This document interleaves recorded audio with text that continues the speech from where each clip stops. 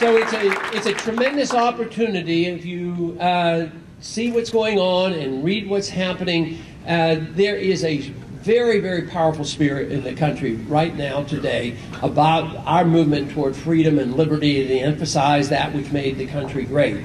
And this, to me, is what we should be thinking about, the future of the country, and we just do what we have to do. And the biggest job we have when you're involved in politics is to not only know and understand what freedom means, but to be able to present it so that we come across as the people that know how to be compassionate and to take care of people. So it's so easy to paint us as people who are uncaring. You know, like, you don't support the war, so you don't support the troops. And if you don't support the troops, you're unpatriotic. That kind of nonsense.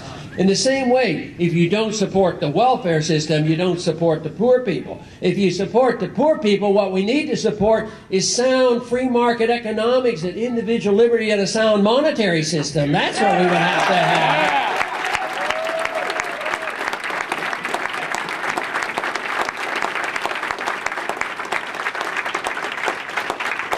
The proposals that we have presented, and we will continue to present and offer it to the nation, will be that there is a way we can work out of this mess. We do not have to have a collapse of our economic system.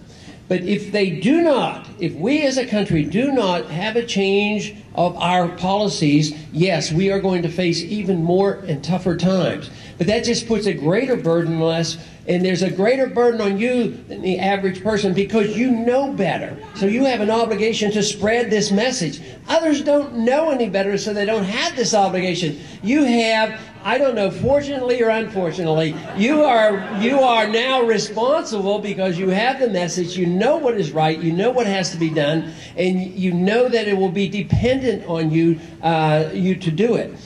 If we do not change our ways, you know I've talked about this a whole lot, we're going to have a financial crisis in this country. And we're seeing it evolving every single day. We see the devaluation of the dollar. They talk about oil prices going up and gold prices going up. That's nonsense. It's the value of the dollar going down because we live beyond our means and we resort to just printing money out of thin air. And then they talk about us being on fringe and having wild ideas. What about the people who believe in this nonsense that you can spend money endlessly and print the money you need? That doesn't make any sense.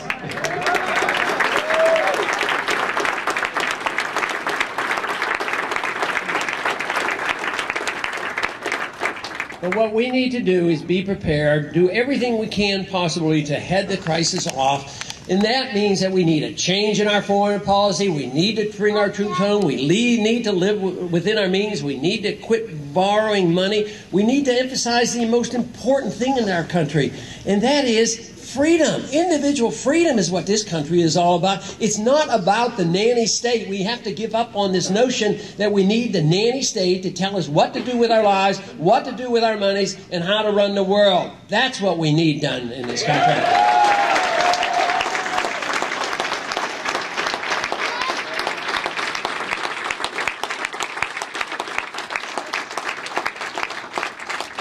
For me, it's important because it is a personal responsibility. If we have our freedom and our liberty, what we do is we create a people that has the energy to create wealth and the responsibility to take care of ourselves, the responsibility to seek virtue and seek excellence. That is what life is all about. And we as a country have really resorted to turning this over to the government. The government's to regulate our virtue and tell us what we're supposed to do and how we're supposed to behave and make sure the economy is equitable and redistribute the wealth and do all of this. And then we extend this to foreign nations, and we think that we are so good and so bold that we can tell other countries by force what to do.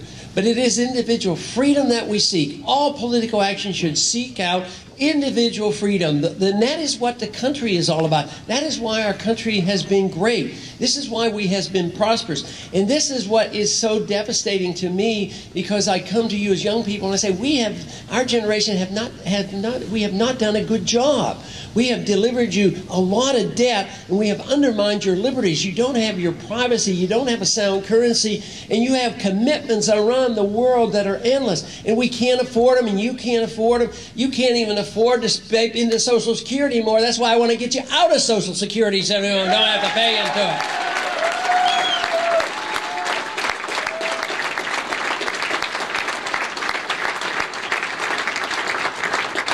But we need a faith and a confidence and understanding how freedom works and how the market works.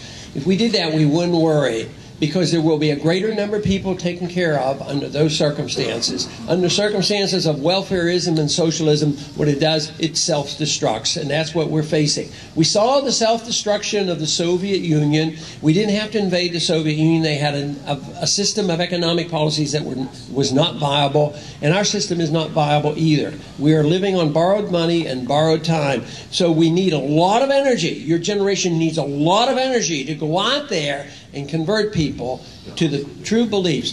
And I think one of the best things about what I read about on the internet about our campaign is that our people are so determined and so respectful and so energetic in what they're doing. And we have advocated that. And of course, the other thing that I've advocated, and I am pleased to tell you that most places where I go, I find it to be the case. If you're involved in this, and this is serious business, and you put a lot of serious time in it, and your pay is not all that high, you better have a lot of fun doing it. And I'm delighted to hear that.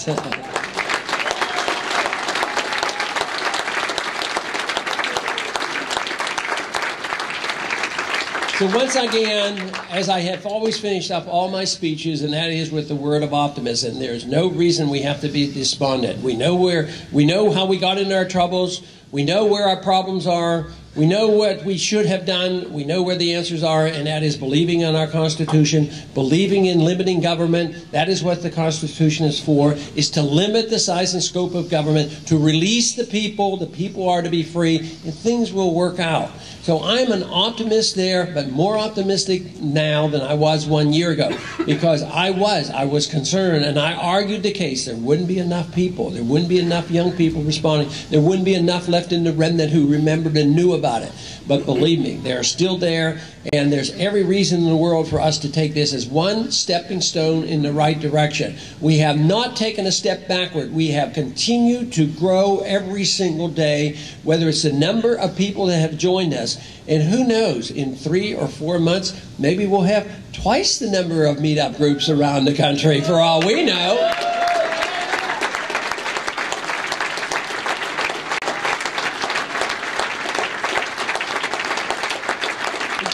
You know, the other thing that is very interesting, you're very much involved in protecting your liberty and watching out for our government and having a better government and restoring our Constitution.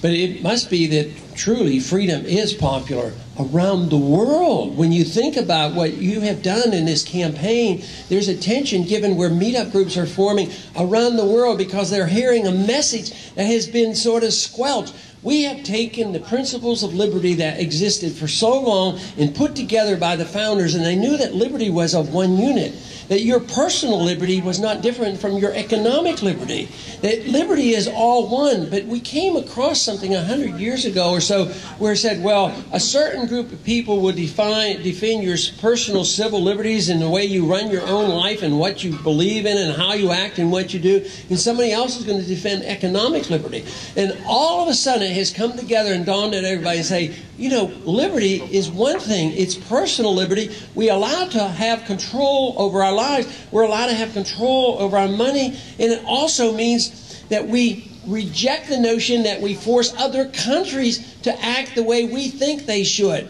And all of a sudden it just comes together. And this message is spreading thanks to you and so many others around the country. So all I can say is I thank you personally for the encouragement that you have given me. And there is every reason to believe that, you know, time is short, the campaign is moving rapidly, but it looks like tomorrow will be the very day that we will be moving on to New Hampshire and continuing this fight. Thank you very much. Thank you.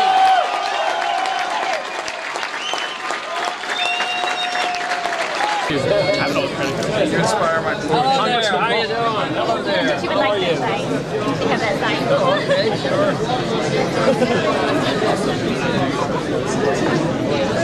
Congressman Paul, we spoke at Principal. I came around. Good. All right. Wonderful. Wonderful. Great. All right. Pass back here. Thank you. I tried to get sick. I'm glad you're well. Where did you go? Thanks for representing. It's a pleasure. Nice to meet you.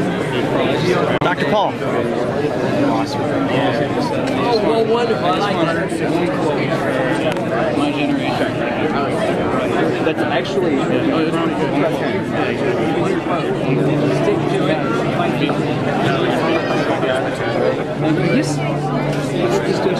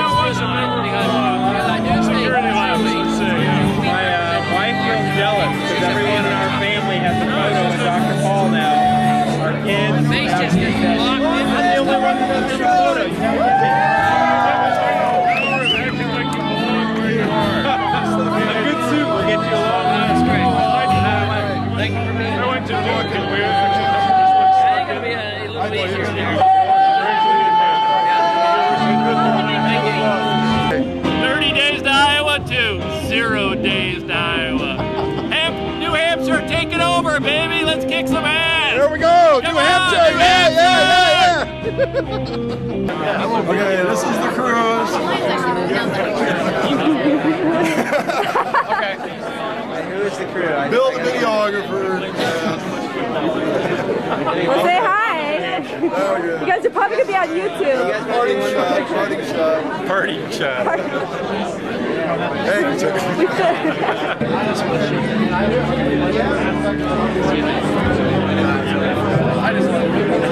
Thank you. Good to meet you. Everything you do, man. Thank you.